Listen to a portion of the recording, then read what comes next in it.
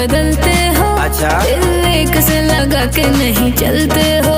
खाली हम हो बनी कि अब लोग बा।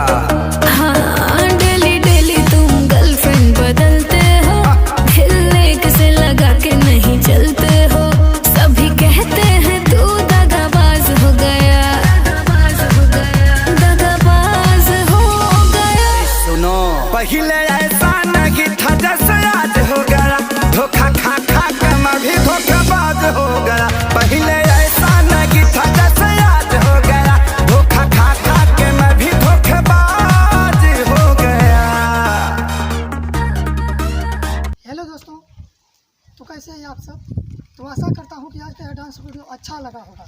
तो अगर आप हमारे चैनल पर पहले बार आए हैं तो हमारे चैनल को सब्सक्राइब कीजिए और बेल आइकन को नीचे दिया गया होगा प्रेस कीजिए, ताकि मैं जब भी वीडियो डालूं आगे इसी तरह आता रहे। तो चलिए मिलते हैं आपसे एक और नए धमाकेदार डांस के साथ। तब तक के लिए धन्यवाद। जय हिंद।